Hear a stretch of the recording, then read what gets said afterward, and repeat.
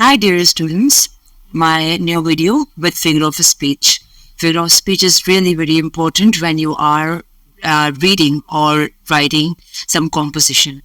Or it starts from the very first class 1. लेकिन figure of speech हम लोग आगे जाके ज़्यादा तफसील से पढ़ते हैं. So here it is, figure of speech, जिसको सनअत बदी भी कहते हैं. अच्छा, figure of speech आगे बोलने से पहले बता दूं कि तकरीबन 15 नॉन फिगर ऑफ स्पीच हैं, लेकिन हम लोग पहली वीडियो में कुछ सिलेक्टिव और बहुत यूज में जो फिगर ऑफ स्पीच हैं उसको हम लोग एक्सप्लेन करेंगे या इसको लेके चलेंगे. आगे बढ़ने से पहले सबसे पहले फिगर ऑफ स्पीच किस तरीके से कैटेगराइज की गई है, दैट्स इम्पोर्टेंट. देखो, जो भी जितने भी 50 फिगर ऑफ स्पीच हैं या इनसे भी ज़्यादा, लेकिन नॉन फिगर ऑफ स्पीच 50 हैं, जिनको हम लोगों ने 3 कैटेगरीज में डिवाइड की हैं. एक कैटेगरी फिगर ऑफ स्पीच की जो है वो उनको कंपेयर करती है, 2 चीज़ों को आपस में कंपेयर करती है, रिजेम्बलेंस बताती है. फॉर एग्जांपल सिमिली और मेटाफोर या पर्सोनिफिकेशन, इस तरह की फिगर ऑफ स्पीच को लेके. एक फिगर ऑफ स्पीच की कैटेगरी है जो आपकी रिजेम्बलेंस बताती है थ्रू साउंड से, यानी एलिट्रेशन है, एसोनेंस है या अनोमेटोपिया है, जिसमें आपके जो साउंड्स हैं या जो साउंडिंग इफेक्ट्स हैं उससे या कॉन्सोनेंट और वोवल से आपको पता चलेगा कि कौन सा फिगर ऑफ स्पीच है.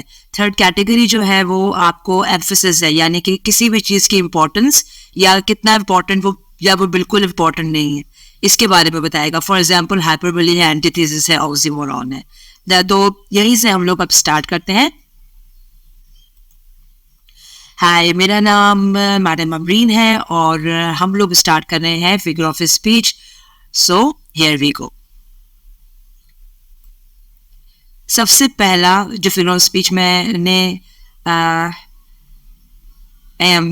सबसे पहला फिगर ऑफ स्पीच जो मैंने लिया है वो है सिमिली. सिमिली क्योंकि बहुत ही छोटी क्लास से हम लोग करने लगते हैं, लेकिन उससे पहले मैं बता दूं फिगर ऑफ स्पीच हम लोग यूज क्यों करते हैं. या हम करते हैं किसी भी बात को बेहतर तौर पर या इन्हांस करने के लिए, उस पर जोर देने के लिए या उसको और खूबसूरती से बयान करने के लिए.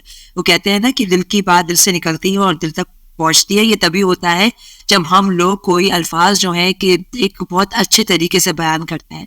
तो उसकी डिफरेंट कैटेगरीज हैं. जैसे सबसे पहले है सिमिली, फिर है मेटाफोर, फिर है alliteration, personification, anaphora, oxymoron, assonance, imagery, hyperbole.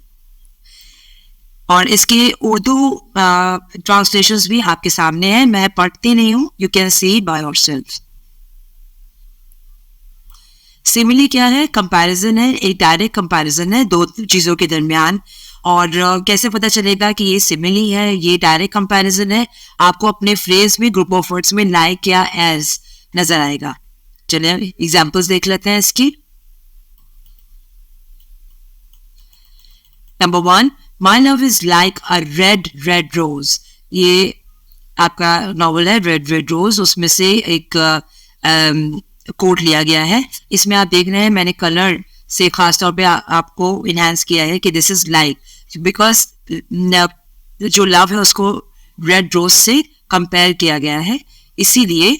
और that is you are using like word as well, तो इसीलिए ये सिमिली है. Life is like a box of chocolates, ये फॉरेस्ट गंप बहुत फेमस मूवी है, उसमें से एक कोट लिया है. I wander lonely as a cloud, here as is used. After simile, this is metaphor. Metaphor is more important when you are coming to your senior classes like 9, 10, first year, second year and onwards. Metaphor extended भी हो सकता है और metaphor एक usual metaphor भी हो सकता है. यानी एक ही metaphor को आप अपने टेक्स्ट में बहुत दफ़ा इस्तेमाल करें तो वह एक्सटेंशन लेवल पर चला जाता है, या फिर छोटे छोटे से फ्रेजेस में metaphor यूज़ करें. तो ये क्या है? ये इनडायरेक्ट कंपैरिजन है, क्योंकि हमने ना एज का वर्ड यहाँ पे इस्तेमाल किया है ना लाइक. एग्जाम्पल देख लेते हैं. The world is a stage. मैंने देखा जाए तो मैंने दुनिया को स्टेज से डायरेक्ट मिला दिया है, लेकिन ये डायरेक्ट नहीं है. इनफैक्ट क्यों नहीं है? क्योंकि स्टेज और दुनिया का आपस में देखा जाए तो कॉम्बिनेशन नहीं है, कंपैरिजन नहीं है, लेकिन मैंने मिला दिया, मुझे मिलाना था. तो ये इनडायरेक्ट कंपैरिजन है, क्योंकि मैंने कोई इस तरह के अल्फाज इस्तेमाल नहीं किए कि एज और like. The book was a treasure trove of information. He is a walking encyclopedia. I am a lonely heart lost in the night. यानी मैंने अपने आप को लोनली हार्ट से मिलाया है. एलिट्रेशन की कोई बहुत ही मजे का, बहुत ही आसान है, बिकॉज मोस्टली इसको बोलते हुए इसको हम लोग अगर कहें कि ये टंग ट्विस्टर्स इसमें भी मिलते हैं एलिट्रेशन में. बेसिकली बिगनिंग में, हर वर्ड के बिगनिंग में जो कि कॉन्सोनेंट वर्ड होता है, यानी कि जो लेटर्स वोवल्स नहीं है, वो बाकी बचे हुए कॉन्सोनेंट्स हैं. जैसे उसमें बा का आ जाता है, बा का ड, इस तरह के जो साउंड्स हैं, उससे बिगिन होने वाले जो साउंड्स हैं, वर्ड्स हैं, और वो उसकी रेपुटेशन जो लाइन में या फ्रेज में या आपके स्टेंजा में है, तो उसको हम कहते हैं एलिट्रेशन. इसकी मिसाल देखेंगे, हमें और अच्छा समझ में आ जाएगा. Number 1, Peter Piper picked a peck of pickled peppers. आप देख सकते हैं कि this is a continuous repetition of per sound. एक नर्सरी राइम है, लेकिन यहाँ पर कॉन्सोनेंट लेटर का जो है वो कंटिन्यूस आपको रिपीटेशन नजर आ रहा है.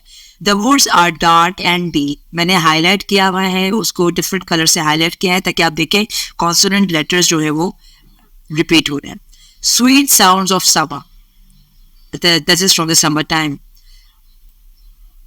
Personification is another very interesting figure of speech जो यूज किया जाता है जब हम ह्यूमन क्वालिटीज को किसी नॉन ह्यूमन थिंग से या एनिमल से या आइडिया से कंपेयर करते हैं. It is a figure of speech that attributes, quality बताता है ह्यूमन क्वालिटीज और characteristics to non human things, animals और ideas. Let's C.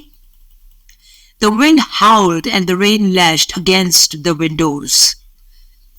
Wind howl तो नहीं करती है, हमने विंड को लिविंग थिंग से, हाउलिंग कौन क्या करती है, हाउलिंग बीस्ट करते हैं, तो हमने लिविंग थिंग को नॉन लिविंग थिंग से क्या किया है, कंपेयर किया है with the sound effect. The mountains stood like ancient watching over the land.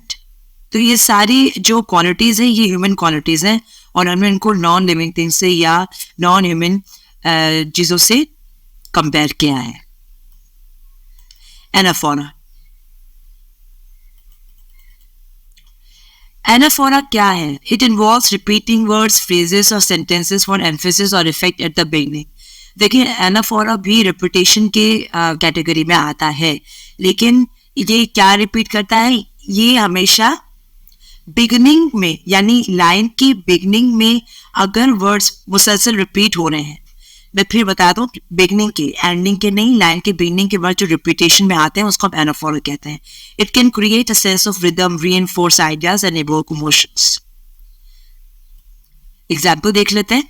We shall not slack, we shall not fail, we shall go on to the end. यहाँ आप देख रहे हैं कि मेरी पूरी जो कोट है उस जो बिगनिंग के वर्ड्स हैं उस वो ही रिपीट हो रहे हैं और बाकी एंडिंग के वर्ड जो है वो चेंज नहीं, वो चेंज हैं, जैसे फ्लैग, फेल या go on to the end. एक और एग्जाम्पल देख लेते हैं. I came, I saw, I conquered. ये बहुत फेमस कोट है प्ले का. यहाँ पे आप देख रहे हैं कि फर्स्ट वर्ड जो है वो सेम है और बाकी एंडिंग में जो वर्ड्स हैं वो चेंज हो रहे हैं. याद रहे ये एनाफोरा है. Oxymoron, very interesting, and it starts from class 9, 10 and onwards. Oxymoron क्या है? ये ऐसा फिगर ऑफ स्पीच है जो कॉन्ट्रडिक्टरी टर्म्स को या फिर आइडियाज को एक लाइन में या एक ग्रुप ऑफ वर्ड्स में लेकर आता है और बहुत ही प्रोवोकिंग इफेक्ट देता है. अब कॉन्ट्रडिक्टरी क्या होता है? कॉन्ट्रडिक्टरी मतलब ऑपोजिट. देख लेते हैं. मैड लॉजिक, यानी अगर लॉजिकल बात है तो वो मैड कैसे हो सकती है?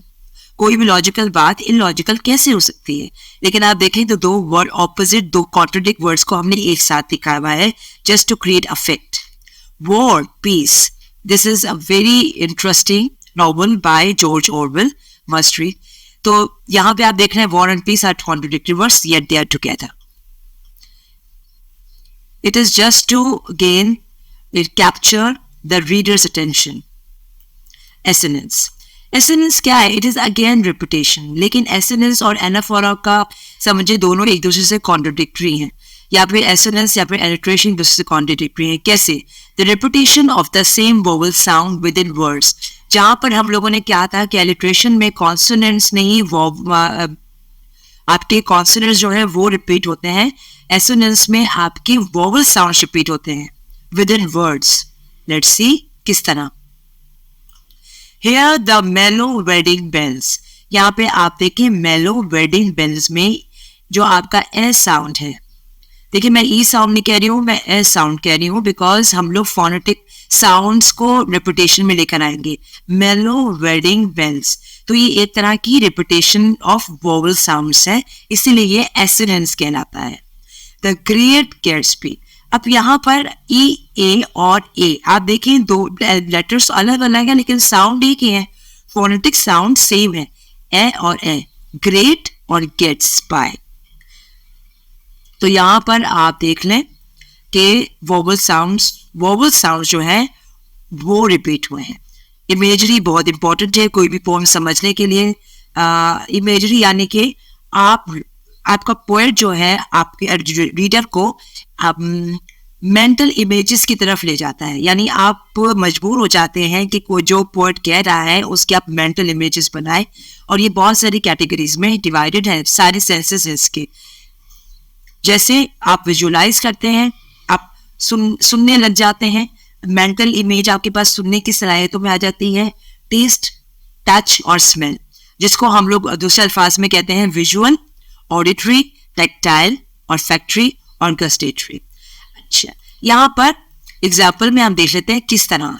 जैसे अगर मैं विजुअल की एग्जाम्पल दूं, the woods are dark and deep and I have promises to keep. यहाँ पर आप जो पोएट है आपको एक डार्क वुड यानी फॉरेस्ट की इमेजरी में लेके चले जाते हैं, यानी आप मेंटल इमेजेस बनाने लग जाते हैं उस डार्क वुड्स की या फॉरेस्ट की. द विंड हाउल्ड, भाई विंड तो हाउल करता नहीं है, लेकिन हम अपने सुनने की सलाहियत कहाँ ले गए, अपने मेंटल इमेज में ले गए कि विंड जो है वो इस तरह से हाउल कर रहा होगा. The soft fluffy clouds drifted lazily across the sky. The aroma of freshly brewed coffee filled the kitchen. The sweetness of honey dripped down her chin. यहाँ पे हम लोग क्या कर रहे हैं, गस्टेटरी, यानी कि हम लोग क्या कर रहे हैं, टेस्ट कर. हाइपरबोली जो है दैट शोज एग्जैजरेशन, यानी एक्सट्रीम एग्जैजरेशन, किसी चीज पर एम्फेसाइज किया हो और भरपूर तरीके से एम्फेसाइज कर दिया हो कि वो बात बिल्कुल सच ना हो या सच्ची हो नहीं सकती हो, लेकिन एम्फेसाइज करने के लिए हमने ये फिगर ऑफ स्पीच इस्तेमाल करनी थी. एग्जैजरेशन का मतलब क्या है, ओवर स्टेटिंग, यानी हम किसी चीज को ओवर स्टेट कर रहे हैं, हमारा जो स्टेटमेंट है वो ओवर स्टेटमेंट है, येट ये भी एक अंदाजे बयां है. I have a thirst for knowledge so intense that it burns my throat. I could eat a horse. यानी मुझे इतनी भूख लगी थी कि मैं हॉर्स खा सकता था या खा सकती थी. ऐसा पॉसिबल नहीं है लेकिन ये इडियम है. I am so tired and I could sleep for a week. भले बंदे ने 3 घंटे 4 घंटे सोने हो, लेकिन वो इतना टायर्ड थे कि वो पूरा हफ्ता सो सकता था. There are exaggerated phrases. तो आपको पता चला है कि ये क्या है, ये हाइपरबोली है.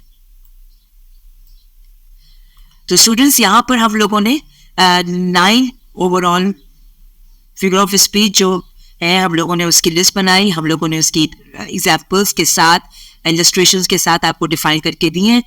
वीडियो को बहुत गौर से देखें, ये बहुत ही आसान एग्जाम्पल्स थी. आई होप ये आपको समझ में आ गई होंगी और जुड़े रहिएगा हमारे चैनल के साथ और इसको लाइक, सब्सक्राइब और शेयर जरूर कीजिएगा. और आपको नेक्स्ट वीडियो में और भी ज़्यादा फिगर ऑफ स्पीच और ज़्यादा सीनियर लेवल पे या एडवांस लेवल पे बताएंगे. Thank you so much for watching.